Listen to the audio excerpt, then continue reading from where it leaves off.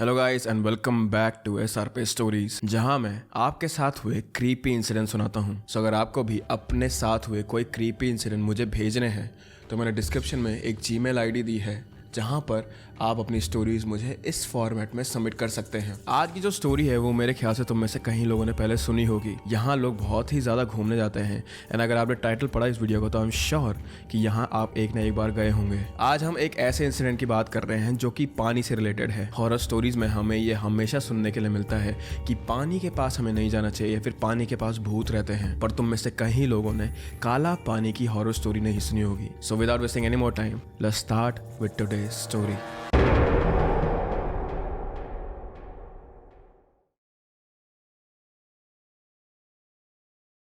अक्सर हमने गांव में लोगों को या अपने ग्रैंड पेरेंट्स को ये बोलते हुए सुना होगा कि रात को या दिन ढलने के बाद कुछ जगहों के पास, जैसे कि खाली पेड़, घरों के पास, पीपल के पेड़ के पास, स्पेशली तालाब के पास हमें नहीं जाना चाहिए, क्योंकि ऐसा कहा जाता है कि ये जगहों पर ज़्यादातर भूतों का या आत्माओं का अट्रैक्शन रहता है और इन सभी के पास जाने पर हमें भी इन आत्माओं का इफेक्ट हो सकता है। नदी या तालाब की अगर हम बात करें तो हमने ऐसे काफ़ी कहानियां सुनी होंगी जहां अक्सर पानी के पास आत्माएं अपना शिकार की तलाश करती हैं, वहां घूमती हैं और सूरज डूबने के बाद जो लोग इन जगहों पर जाते हैं वो आत्माएं उन्हें खींच लेती हैं। पानी के राक्षसों की ये डरावनी कहानियां सिर्फ हमारे कल्चर में ही नहीं बल्कि दुनिया के हर कल्चर में सुनने के लिए मिल जाती हैं, सिर्फ अलग अलग नामों से। फिर चाहे ग्रीक माइथोलॉजी के साइंस हो, जर्मन माइथोलॉजी के निक्स या जापानीज कल्चर के कापा, सबकी यही कहानी है कि अपने शिकार को पानी में खींच ले जाते हैं और उसके बाद उन लोगों का कभी कोई पता नहीं लगता। ऐसी ही एक कहानी इंडिया के कैपिटल दिल्ली की भी है, जहां दिल्ली के बीचों बीच बसा एक ऐसा स्टेपवेल है जिसका काला पानी यहां आए लोगों को अपनी तरफ बुलाता है और बिना कुछ सोचे समझे ये लोग इसके पानी में कूदकर अपनी जान दे देते हैं। आज हम बात कर रहे हैं अबाउट आगरा सेन की बावली। आगरा सेन की बावली दिल्ली के पास कनॉट प्लेस में बना हुआ एक स्टेपवेल है जिसे राजा आगरा सेन ने 14th सेंचुरी में बनवाया था ताकि 14th सेंचुरी में यहाँ पर बारिश का पानी भर सके और लोगों के पास पानी भरने का एक जरिया हो। इस बावली में 108 स्टेप्स हैं और ये पूरा का पूरा पर्शियन आर्किटेक्चर पे बना हुआ है। यहाँ अक्सर लोग पानी भरने, बाहर की तेज गर्मी से बचने या तैराकी सीखने आया करते थे, लेकिन जैसे जैसे समय बीतता गया बावली का पानी भी सूखने लगा और लोगों ने यहाँ आना भी बंद कर दिया था। काफ़ी लोगों का कहना था कि किसी महिला ने बावली में कूद मारकर अपनी जान दे दी थी और तब से ही लोगों ने यहाँ से पानी भरना बंद कर दिया था। आज के समय में आगरा सेन की बावली एक काफ़ी फेमस टूरिस्ट स्पॉट है और हर दिन हजारों लोग इस बावली की खूबसूरती देखने आते हैं। इस बावली को देखने के लिए किसी भी टिकट की ज़रूरत नहीं पड़ती और कोई भी यहाँ घूमने जा सकता है। पर जैसे ही सूरज डूबता है और अंधेरा होने लगता है, बावली के दरवाजे बंद कर दिए जाते हैं और किसी को भी उसके बाद अंदर जाने की परमिशन नहीं मिलती। लेकिन हमेशा ऐसा नहीं था। एक समय था जब बावली पूरे दिन तक खुला रहता था, लेकिन अब ऐसा नहीं है, जिसके पीछे सिर्फ एक रीज़न है, जो कि है बावली के काले पानी का रहस्य। आज तो बावली का पानी पूरी तरह से सूख चुका है, लेकिन कुछ सालों पहले बावली के टेल में थोड़ा सा पानी जमा हुआ था, जो कबूतरों और चमगादड़ों की वजह से काला पड़ चुका था। पूरे दिन और रात बावली में लोगों का आना जाना रहता था, लेकिन हर शख्स यहाँ खुश नहीं आता था। कुछ लोग जो अपनी ज़िंदगी से निराश हो चुके थे वो भी अक्सर बावली की सीढ़ियों पर बैठने आते थे। अपना दिल हल्का करने के लिए। लेकिन जैसे जैसे वो एक एक करके सीढ़ियों से नीचे उतरने लगते, उन्हें मानो कोई अनसीन पावर उनकी तरफ खींचने लगती और उन्हें ऐसा लगता जैसे उनके पाँव उनके ही काबू में नहीं है। वो बस चलते जाते जब तक वो पानी में ना पहुंच जाए, और जैसे ही वो पानी में पहुंचते वैसे ही वो बिना कुछ सोचे समझे वहां से छलांग लगा देते और अपनी जान दे देते। जो भी अपनी जिंदगी से परेशान होकर बाउली के पानी में घूरता वो उसी में कूदकर खुदकुशी कर लेता, जिसकी वजह से आगरा सेन की बाउली को लोग हॉन्टेड समझने लगे थे और उनका ऐसा मानना था कि उन लोगों की आत्माएं बाउली में अभी भी घूम रही है। जैसे जैसे समय निकलता गया बाउली की कहानियां भी बढ़ती गई और ऐसी ही एक कहानी है रचित की। रचित एक प्रोफेशनल कैमरामैन और फोटोग्राफर था जो कि काम के सिलसिले में आगरा से दिल्ली आया था, क्योंकि उसे दिल्ली के एक फेमस सोप प्रोड्यूसर ने अपने साथ काम करने के लिए बुलाया था। वो वहाँ पे फोटोज क्लिक करने तो आया था, but he was also given a opportunity to actually shoot this soap. Delhi आकर रचित ने 2 और लड़कों के साथ एक रूम लिया था जो दिल्ली से बिलोंग करते थे। आपस में तीनों की बॉन्डिंग भी थोड़े ही समय में काफी अच्छी हो गई थी और बातों बातों में एक लड़के ने रचित से उसके लिए डेली सोप के बारे में पूछा, जिसके जवाब में रचित ने उन्हें बताया कि वो उसके बारे में ज्यादा इंफॉर्मेशन रिवील नहीं कर सकता, पर वो इतना बता सकता है कि वो एक हॉरर सीरियल पे काम कर रहा था, जिसके लिए उसे रात में आगरा सेन की बाउली में शूट करना था। ये सब सुनते ही उन दोनों लड़कों के चेहरे से अचानक से हंसी गायब सी हो गई थी, जिसे देखकर रचित ने उनसे पूछा कि उन्हें क्या हुआ है। उन दोनों ने रचित को बताया कि रात में बाउली में जाना मना है और ऐसा भी सुना जाता है कि वहां जो भी रात में जाता है वो कभी वापस नहीं आ पाता। ये सब सुनकर रचित जोर जोर से हंसने लगा। उसने उन दोनों की बातें मजाक में ली और जैसे तैसे अपनी हंसी रोककर उसने कहा, क्यों, बाउली में कोई भूत है क्या? और अगर है भी तो इतने लोग के सामने वो नहीं आएगा। उन दोनों ने रचित को समझाने की कोशिश करी, लेकिन रचित ने उन दोनों की बातों को अनसुना कर दिया था और कल उसे जल्दी जाना है बोलकर उसने उनकी बातों को टाल दिया और वो वहां से चले गया सोने के लिए। रचित के दोनों दोस्तों ने भी हार मान ली और रचित को उसके हाल पर छोड़ दिया।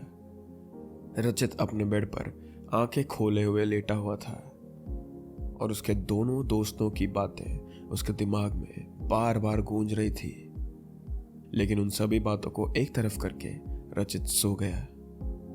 अगले दिन रचित तैयार होकर अपने टाइम से पहले दिल्ली के बड़े से स्टूडियो के सामने पहुंचा, जहां काफी डेली सोप्स की शूटिंग होती थी और बहुत बड़े बड़े चेहरे यहां आया जाया करते थे।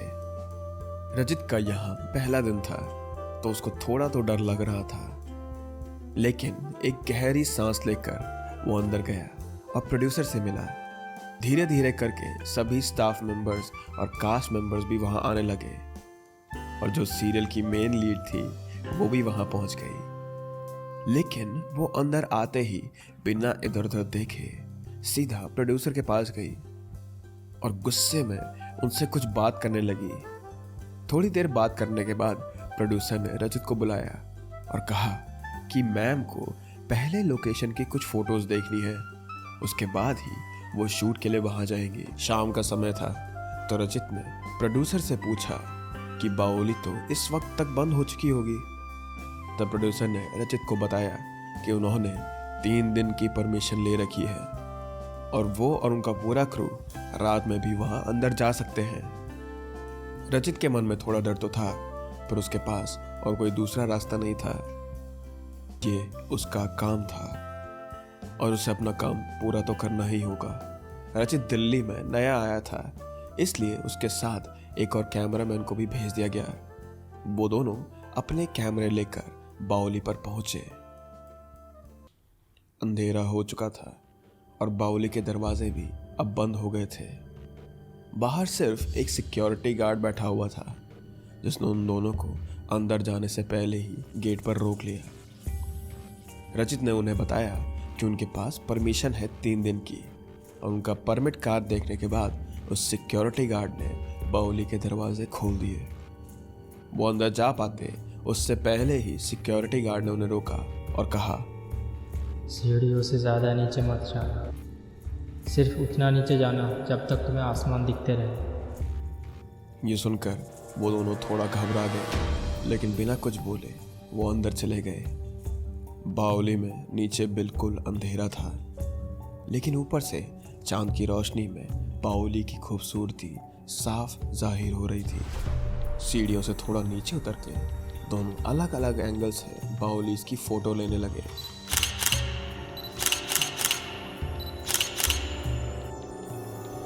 दोनों शांति से फोटोज ले रहे थे और रचित भी मन ही मन सोच रहा था कि बाउली से जुड़ी सभी बातें सिर्फ अफवाह थी। यहाँ ऐसी कोई डर की बात नहीं है।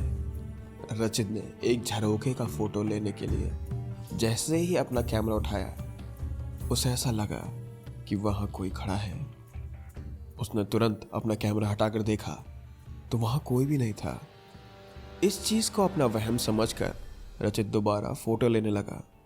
रचित से कुछ सीढ़ियाँ नीचे ही उसका पार्टनर खड़ा था और वो अचानक से चिल्लाकर उसके पास आया और उसने कहा, वो देखा, तुमने भी वहां से देखा? अचानक कोई भाग के गया। रचित ने उसे समझाया कि यहाँ चमगादड़ बहुत हैं, तूने शायद से कोई चमगादड़ देख लिया होगा उड़ते हुए। तो ये सुनने के बाद खुद पर ही थोड़ा हंस के उसका कैमरामैन दोस्त फिर से फोटोज लेने लगा। रचित ने अपनी जगह खड़े होकर बाउली से नीचे फोटोज लेने का सोचा। उसने अपना कैमरे का फ्लैश ऑन किया और जैसे ही उसने फोटोज क्लिक की, उसे फ्लैश की रोशनी में लगा कि अचानक से कोई उसके सामने आया है। रचित इतना डर गया था कि उसके हाथ से कैमरा गिर गया, लेकिन ज़मीन पर गिरने से पहले ही उसने कैमरा पकड़ लिया था और अपने कैमरे को टूटने से बचा लिया। रचित की सांसें अब तेज हो चुकी थी और उसे अब 1 मिनट भी बाउली में नहीं रुकना था। वो दूसरे कैमरामैन की तरफ चिल्लाने के लिए जैसे ही मुड़ा, उसने देखा कि वहाँ आसपास कोई नहीं था।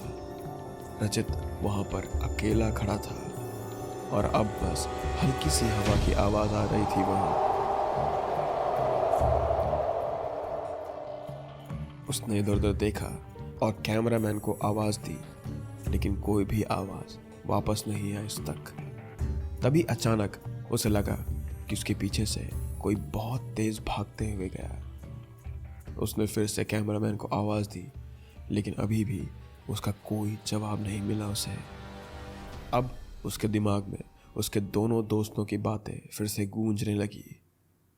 वो घबराया हुआ तो था, लेकिन उसे फिर भी अपने साथी को देखना था। डरते डरते वो बाउली में नीचे की तरफ बढ़ने लगा और बार बार उसका नाम पुकारता रहा। अब वो बाउली के बीचों बीच खड़ा था और अगर वो इसके नीचे जाता तो उसे आसमान दिखना बंद हो जाता है। सिक्योरिटी गार्ड की बात भी उसके दिमाग में चल रही थी, लेकिन उसने सभी बातों को अनसुना करके बस बाउली में तेजी से नीचे बढ़ना सही समझा। बाउली में नीचे बिल्कुल अंधेरा था। उसने अपने फ़ोन की टॉर्च ऑन करा और थोड़ा आगे बढ़ते ही उसके पांव बीच रास्ते में ही रुक गए थे। उसके पैर से कुछ सीढ़ी नीचे उसके साथ आया कैमरामैन अपना कैमरा साइड में रखकर अपना सर नीचे करके बैठा हुआ था। रचित ने उसे आवाज़ दी, लेकिन उसने लौट कर कुछ जवाब नहीं दिया। कुछ बार और पुकारने के बाद कैमरामैन ने धीरे से अपना सर ऊपर करा और बाउली में भरे काले पानी को देखने लगा। रचित को ये सब कुछ बहुत अजीब लग रहा था और वो बार बार बस यही कह रहा था, अब हमें चलना चाहिए। हमने बहुत फोटोज ले ली है यहाँ पर, मुझे उम्मीद है इतना काफ़ी होगा उनके लिए। लेकिन कैमरामैन ने कुछ हलचल नहीं करी। रचित उसके पास जाने ही वाला था कि अचानक से कैमरामैन जोर जोर से रोने लगा। रजत अब बहुत घबरा गया था और उसे अब समझ नहीं आ रहा था कि उसे क्या करना चाहिए। वो अपने साथी को छोड़कर भी नहीं जा सकता और वो इतना डरा हुआ था कि वो बावली में एक और सेकंड नहीं रुक सकता था। रजत कुछ भी सोच पाता इससे पहले कैमरामैन अपनी जगह से उठा और बावली में नीचे पानी की तरफ जाने लगा।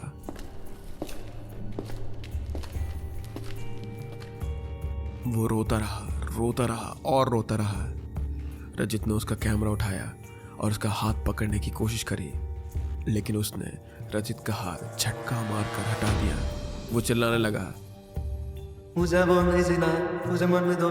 रजत ने फिर भी उसका हाथ कस के पकड़ लिया और उसे बावली में ऊपर खींचने लगा। वो बार बार रजत का हाथ हटाने की कोशिश कर रहा था, लेकिन रजत ने उसे कसकर पकड़े रखा और बिना कुछ बोले वो बस उसे सीढ़ियों से ऊपर ले जाने लगा। जैसे जैसे रजत ऊपर आ रहा था, ये कैमरामैन भी शांत हो रहा था। उसने रोना बंद कर दिया था और उसने रजत का हाथ भी हटाना बंद कर दिया था। रजत बिना इधर उधर देखे या पीछे देखे अब बस ऊपर जा रहा था। उसे कैसे भी करके बावली की इन सीढ़ियों से निकलना था और अब उसे बावली का दरवाजा दिखने लगा था। कुछ ही समय में वो दोनों बावली के बाहर आ गए थे। बाहर आते ही कैमरामैन बेहोश हो गया।